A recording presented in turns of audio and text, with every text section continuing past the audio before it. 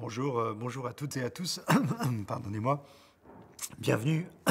C'est là où on n'a plus de voix, hein, forcément, c'est en live. Dans ce live Facebook et Instagram qui a été organisé par l'Agence de la biomédecine et puis par Don d'organes et de tissus, qui est le site créé à cette campagne en faveur du don. Donc bienvenue à toutes et à tous. Et on me demande de me présenter. Donc je m'appelle Marc-Olivier Timsit.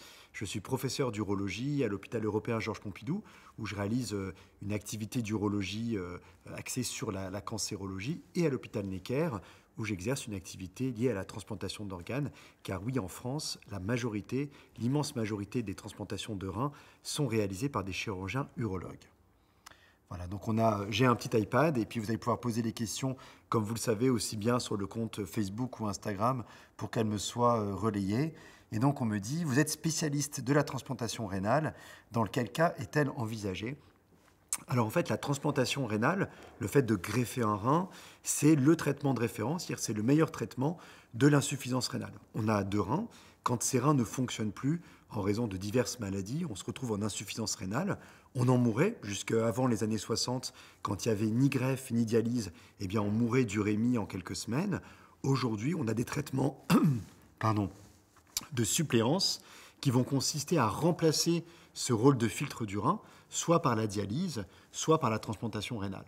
La transplantation rénale a l'avantage d'être beaucoup plus complet que la dialyse quant aux fonctions du rein qu'elle va pouvoir remplacer, et d'être surtout beaucoup moins agressive pour l'organisme dans le temps. C'est la raison pour laquelle il y a un bénéfice en survie et en qualité de vie lorsque l'on est greffé par rapport à la dialyse. Donc on va proposer cette chirurgie finalement à tous les patients qui se retrouvent en insuffisance rénale terminale et qui sont donc candidats à un traitement de suppléance. La transplantation peut se faire en prélevant le rein d'une personne décédée ou grâce à un donneur vivant. Absolument, on a ces deux options, un mort ou vivant. Pouvez-vous nous expliquer rapidement comment la greffe se déroule dans le cas où le donneur est vivant?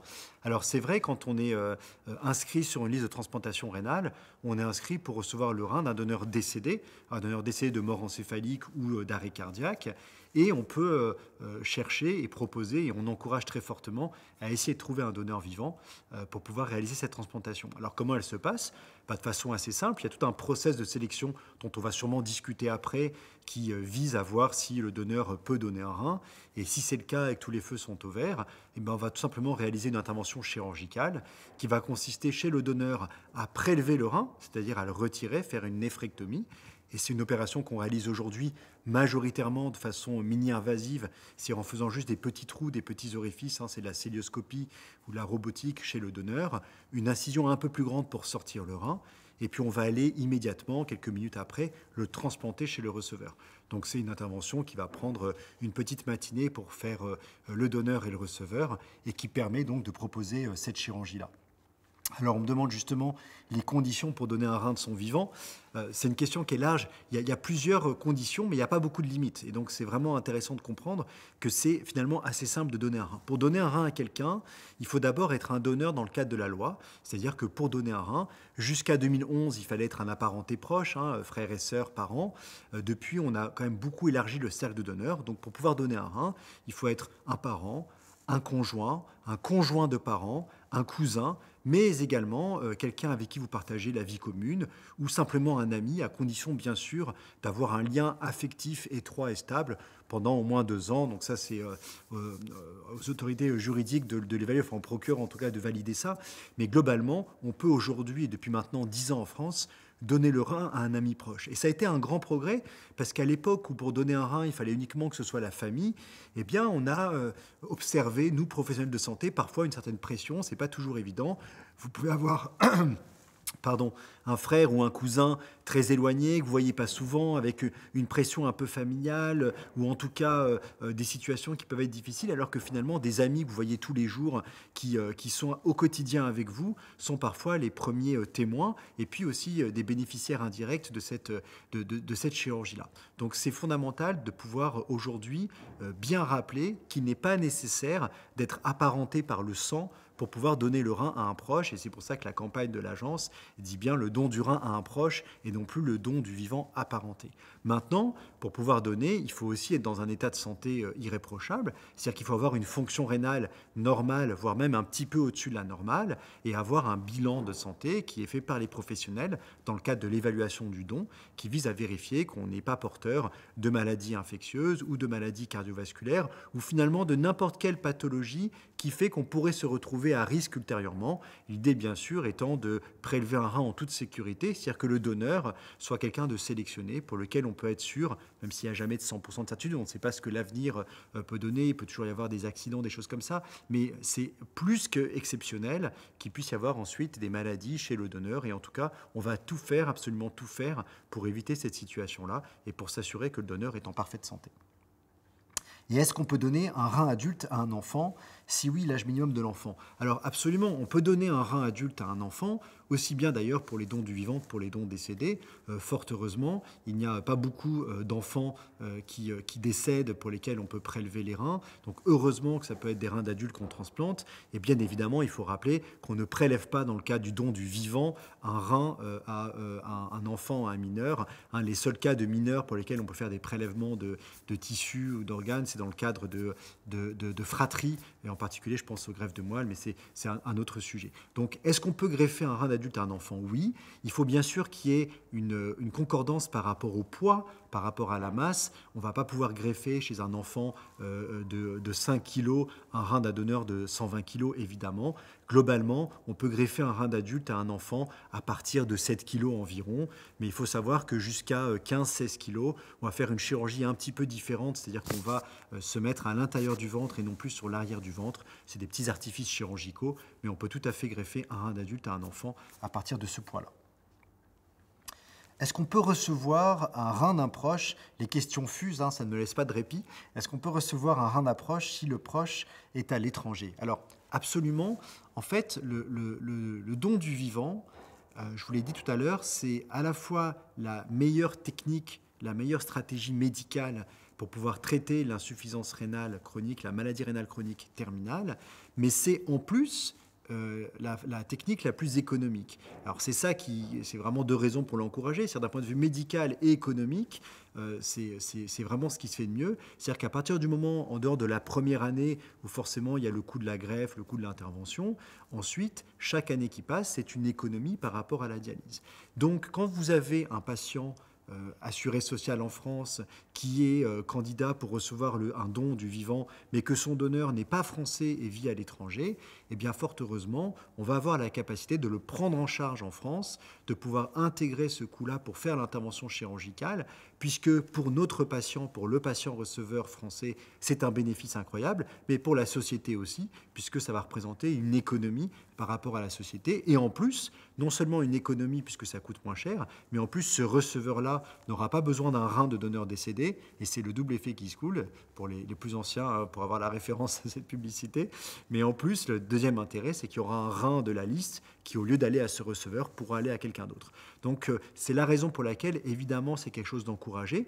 Maintenant, c'est aussi à nous, les équipes médicales, les équipes soignantes, de bien veiller à ce que ce donneur étranger puisse avoir un suivi adapté, qui soit aux normes de ce que l'on propose en France, dans son pays d'origine, s'il repart, s'il est expatrié ou pas, pour être certain, bien évidemment, qu'il ait un suivi de qualité. Jusqu'à quel âge un donneur vivant peut-il donner un rein? Alors, en réalité, il n'y a pas vraiment de limite d'âge par rapport à ça. Ça va dépendre un petit peu du matching, de la concordance avec le receveur. Si vous avez un époux qui veut donner à son épouse et que les deux ont 75 ans, ça peut tout à fait se faire. Il faut bien sûr qu'il y ait un bénéfice et une absence de risque. Donc, on n'a pas de seuil défini absolument par l'âge. Maintenant, de mémoire, je n'ai jamais fait plus de 85 ans, 83 ans, et je ne crois pas que ça n'ait été fait, puisqu'il faut bien sûr ne pas prendre de risques et avoir un rein qui soit un rein de grande qualité, qui ne soit pas non plus on va dire, altérés par l'hypertension, des maladies cardiovasculaires, etc. Mais en gros, il n'y a pas un âge limite, quoi. C'est-à-dire que vraiment, c'est pas quelque chose qui doit réfréner. Et parfois, des patients, et j'en vois en consultation, hein, à 70 ans, imaginent qu'ils ne sont pas candidats à don. C'est pas vrai. Si vous avez 70 ans et que vous êtes en parfaite santé avec des reins de compétition, au contraire, ça veut dire que ce sont des super reins. Et c'est parfois même plus simple, avec moins d'incertitude sur l'avenir, que de donner un rein quand on a 70 ans que quand on en a 30. De son vivant, j'entends. Alors, quels sont les tests à savoir, tests à faire pour savoir si nous sommes compatibles? Comment fait-on pour avoir la meilleure compatibilité entre le donneur et le receveur? Alors, il faut rester simple sur une question de compatibilité. Il y a beaucoup d'éléments. Il y a, vous savez, dans la compatibilité, le système ABO, qui est la compatibilité des globules rouges du groupe sanguin, qui est nécessaire quand on fait une greffe avec un donneur décédé, de façon à ce que la greffe puisse se faire, qui aujourd'hui n'est pas indispensable dans le cadre du don du vivant, c'est-à-dire qu'on est capable, si jamais on a une greffe, si jamais on a un donneur qui est ABO incompatible, de regarder chez le receveur qu'est-ce qu'il a comme anticorps contre le groupe sanguin du donneur, et si son taux d'anticorps n'est pas trop élevé, en dessous d'un certain seuil, on peut aujourd'hui proposer des techniques de désensibilisation, de désimmunisation en fait, pour pouvoir faire en sorte que l'organe soit accepté chez le receveur. Ça, c'est pour le groupe sanguin. Le vrai autre problème, c'est le groupe HLA. Le groupe HLA, ce sont ces petites molécules qu'on a à la surface de toutes nos cellules pour la classe 1 qui permet de définir le soi et le non-soi. Et donc, on a tous un code HLA. Et en réalité, puisqu'on a des antigènes HLA, on a aussi des anticorps contre les HLA des autres. C'est-à-dire que moi, j'ai mon propre moi, et si je reçois l'organe de quelqu'un d'autre, j'ai probablement déjà quelques anticorps préformés qui sont circulants contre l'organe de quelqu'un d'autre, anticorps qui sont apparus suite à des immunisations, à des grossesses, à d'autres transplantations, à des transfusions. Donc en fait, je ne vais pas pouvoir accepter forcément tous les reins, et c'est pour ça qu'on va avoir des immunosuppresseurs. Et nous, en fait, quand on va regarder un petit peu ce qui se passe entre ces groupes HLA, on va essayer de voir si on va pouvoir faire cette transplantation avec un traitement immunosuppresseur qui va être adapté. En d'autres termes, on va regarder est-ce qu'on a juste une différence de soi et de non-soi, mais qu'on n'est pas porteur d'anticorps contre ce non-soi, et là la transplantation va être vraiment faisable, ou est-ce qu'au contraire, on est malheureusement déjà porteur d'anticorps contre ce rein-là qu'on va recevoir, anticorps qu'on a pour des immunisations que je vous ai citées tout à l'heure, c'est-à-dire des grossesses, d'autres transplantations, et là c'est un petit peu plus délicat, on va pouvoir s'en affranchir, mais pareil, au prix de traitements médicaux un peu lourds, de désensibilisation, d'échange de plasma. On va en quelque sorte dialyser les anticorps, essayer de vider les anticorps présents dans notre sang pour nous rendre un petit peu naïfs et faire en sorte que ce rein du non-soi va être proposé. Donc, qu'est-ce qu'on fait en pratique? On a un test qu'on appelle le cross-match. Et donc, dans le cas du don du vivant, quand vous voulez donner le rein à un proche, on va regarder votre groupe sanguin, c'est ce que je vous ai dit tout à l'heure, et voir si vous avez ou pas le même groupe, et auquel cas, si le receveur a des hémolysines, des anticorps contre votre groupe. Et on va faire un cross-match. Cross-match, c'est-à-dire de voir si votre receveur a déjà des anticorps contre votre système HLA ou pas. Et en fonction de ça, en fonction de ces anticorps circulants, du type d'anticorps et de leur quantité, on va pouvoir savoir tout de suite si la greffe est faisable. Donc en fait, une simple prise de sang va pouvoir vous permettre de savoir si vous voulez donner un rein à proche, si vous êtes compatible et si la greffe va pouvoir se faire ou pas. Quels sont les tests? Quelles sont les autres démarches à faire pour pouvoir donner un rein à proche? Alors, c'est des démarches que l'agence, que le législateur, que les équipes de santé essayent de simplifier au maximum, puisque l'idée, forcément, c'est de ne pas apporter trop de contraintes aux donneurs et de faire en sorte que ça puisse faire assez vite. Globalement, il faut quelques mois quand même pour pouvoir faire toutes ces démarches. La majorité des démarches, je vous l'ai dit tout à l'heure, c'est de s'assurer que le donneur n'a pas de maladie cardiaque, pulmonaire, de cancer, de maladies infectieuses, qu'il est en parfaite santé. Et ça, c'est quand même le recours à quelques consultations médicales et quelques examens spécialisés pour s'assurer qu'il est en parfaite santé.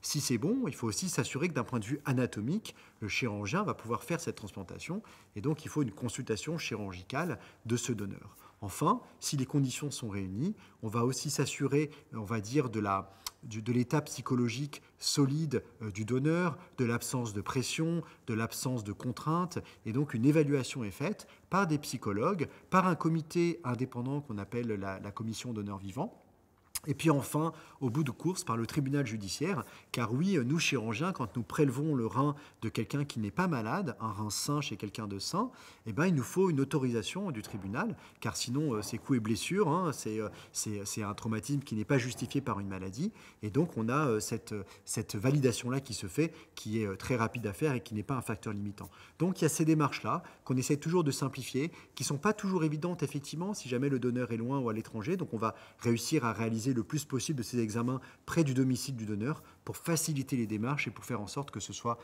facile et le plus simple possible. Quelles sont les maladies qui peuvent empêcher le don de rein ou d'organes ? J'aurais presque envie de dire, pas toutes les maladies, mais enfin, globalement, oui, on va être assez peu favorable à prélever le rein chez quelqu'un qui a une maladie chronique, surtout si celle-ci peut atteindre les reins ou évidemment nécessiter une fonction rénale parfaite. Donc une maladie infectieuse passagère n'est pas un problème évidemment, de l'hypertension artérielle bien contrôlée n'est pas un problème, un cancer, un antécédent de cancer, mais à partir du moment où il a été guéri, c'est-à-dire qu'on a des délais de 2 ans, 3 ans, de quelques années pour être certain qu'il n'y ait pas de risque de récidive, sont des obstacles donc, qui sont temporaires mais qui ne sont pas définitifs. Donc c'est vraiment du cas par cas, mais globalement ce qu'il faut comprendre, c'est que quelqu'un qui a des pathologies cardiovasculaires un peu lourdes ou des facteurs de risque de maladie rénale, quelqu'un qui présente n'importe quelle maladie qui sur le long terme peut atteindre ses reins, ne sera pas retenu pour un don du rein. Quelles sont les suites de l'opération ? Y a-t-il des risques ou des séquelles de la personne qui donne son rein ? Alors, il y a toujours des risques. Le risque de complications chirurgicales ou médicales après une opération du don du rein n'est pas nul. Il est fort heureusement très faible, puisqu'on essaye dans toutes les équipes qui font cette chirurgie-là de réduire ce risque. Et pour le réduire, eh bien, ce sont des chirurgiens entraînés, des équipes entraînées. C'est une technique qui est très standardisée. Il n'y a vraiment pas de place à l'improvisation. Et grâce à ça, on a moins de 1% de complications, on va dire, sévères, d'événements indésirables sur cette chirurgie-là. Maintenant, on va quand même avoir des effets indésirables, des douleurs, même si on le fait de façon mini-invasive en cystoscopie. Une enquête récente a montré que près de 20% des donneurs ont quand même des douleurs dans les semaines et mois qui suivent l'intervention chirurgicale. Donc il est très important pour nous de suivre ces patients, de les accompagner, de les informer. Ce n'est pas anodin de donner un rein. Il y a aussi bien sûr une petite période d'arrêt de travail qui est d'environ 3 semaines après le don, donc c'est un impact. Et c'est pour ça que c'est très important, d'un point de vue social et enfin dire sociétal, d'encourager le don, parce que autant mon message est de dire c'est très simple de donner, il faut donner, pour autant je ne le banalise pas, pour autant donner le rein, ça reste un geste d'exception, pour autant, ça reste d'une noblesse absolue et je crois qu'on devrait, vous savez, un petit peu à l'américaine, quoi, applaudir les donneurs, les mettre sur un piédestal. C'est eux qui devraient être ici pour vous parler de ça et qui doivent être les stars. C'est vraiment les donneurs parce que y a une petite souffrance, il y a des désagréments, c'est se faire opérer, c'est jamais simple, c'est être hospitalisé, c'est parfois être loin de ses enfants pendant quelques jours, donc c'est pas rien. Alors on le fait de façon mini-invasive, c'est 3-4 jours d'hospitalisation. Encore une fois, c'est le moins de traumatisme possible, mais surtout ne pas dire que c'est absolument anodin, c'est pas juste donner son sang ou donner son sperme, donner un organe, c'est quand même une vraie intervention chirurgicale. Y a-t-il une attention particulière pour les donneurs après le don ? Oui, évidemment. Pas assez, évidemment aussi. C'est vraiment ce qui ressort des enquêtes qu'on a. Et on a tous à progresser là-dessus. C'est pas évident. Alors, je vais pas vous dire le manque de moyens des hôpitaux. Enfin, si Olivier Véran se connecte, Ségur de la Santé, plan greffe à venir, mettre des moyens sur l'accompagnement du donneur et du receveur, cela va sans dire, mais aussi du donneur. Parce que parfois, le donneur peut avoir un sentiment d'être un petit peu délaissé. Il a été le centre de l'attention au moment de l'intervention chirurgicale. C'est bien sûr pas le cas dans les équipes, mais on n'a pas non plus 50 000 infirmières et 50 000 psychologues et 50 000 cliniciens qui peuvent être là pour répondre à toutes les attentes. Donc on fait cet effort-là, c'est très important, mais c'est aussi important de l'anticiper et de bien dire aux donneurs, voilà, il y a cet élément-là après, il y a l'après-coup, et de le préparer de façon à éviter qu'il y ait un effet négatif. En tout cas, ce qui est fondamental, et c'est un point essentiel, une étude récente avait montré que moins de 2% des donneurs regrettaient d'avoir donné. Alors, pour moi, 2%, c'est déjà trop, mais voilà, donc plus de 98% des cas, le suivi après le don montre que les gens sont quand même très satisfaits et ont vraiment pas de regrets par rapport à ça. Est-ce qu'il est obligatoire de passer par la dialyse avant une transplantation ? Non, absolument pas. Alors quand on attend un rein de donneur décédé, malheureusement le temps d'attente fait que parfois le passage par la dialyse est inéluctable, mais tout l'intérêt justement d'un don du vivant, c'est de pouvoir, dès qu'on a une maladie rénale chronique avancée mais qu'on n'est pas encore en phase terminale, chercher un donneur, le recruter, faire les examens, bref, nous on est capable de faire toute cette démarche pour avoir le donneur qui est prêt et dire bah, très bien, on attend encore un petit peu puisque pour l'instant vous n'êtes pas en maladie terminale, vous n'avez pas besoin de dialyse ou de greffe, et puis au dernier moment, pouvoir faire l'intervention quand elle est indiquée par le néphrologue, et à ce moment-là, la faire sans passer par la dialyse. Alors par exemple, dans notre centre, on va avoir à peu près, je ne connais pas les chiffres à l'échelle nationale, c'est pour ça que je parle que d'une autre, mais on va avoir à peu près 25-30% des greffes à partir de donneurs vivants qui sont faites chez des patients qui ne passent pas par la case dialyse. Et ça, c'est un élément essentiel, parce que ne pas du tout être dialysé, c'est quand même un bénéfice à plein d'égards que je ne pourrais pas détailler ici, et c'est vraiment important. Comment abordez-vous le sujet du don du vivant avec vos patients et leurs proches? Alors, c'est un point essentiel, c'est qu'il va falloir, les professionnels de santé, les néphrologues, dans les centres de dialyse, le font déjà beaucoup, nous aussi, chirurgiens urologues, quand on a un patient qui est candidat pour une greffe, de parler du don du vivant. Et ce dont on se rend compte, c'est que dans un nombre incalculable de fois, les patients me disent « Ah mais moi j'ose pas, moi je ne veux pas, moi j'ai peur pour mes proches ». C'est-à-dire que parfois c'est le receveur même qui n'est pas, mais par pudeur certainement, par angoisse, parce qu'il vit avec la maladie, ne veut pas la faire porter à ses proches, et qui lui-même n'est pas peut-être le meilleur émissaire, en tout cas le meilleur médiateur pour aller en parler. Parce que c'est pas facile, allez dire à votre frère, à votre cousin, à un ami, « Dis donc, tu sais que je suis en dialyse ou que je suis malade, tu voudrais pas me donner un rein ?» C'est pas évident. Et c'est là où ces campagnes grand public sont essentielles, parce que quand on sait que ça existe, ben ça permet aux gens de faire une démarche active, d'aller vers un proche, un ami, quelqu'un dont on sait qu'il a une maladie rénale et dire mais moi j'ai entendu parler de ça, du don du vivant, est-ce que tu es là-dedans, est-ce qu'on peut te donner un rein,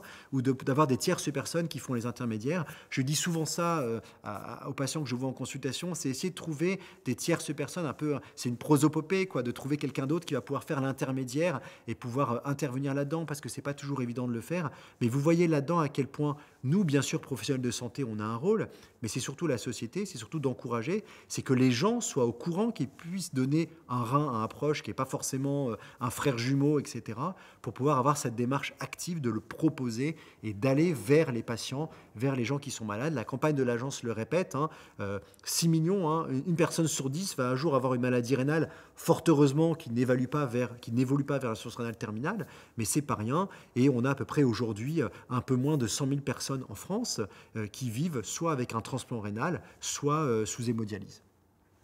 Y a-t-il d'autres avantages pour le malade d'avoir une greffe rénale à partir d'un donneur vivant versus un donneur de rein décédé?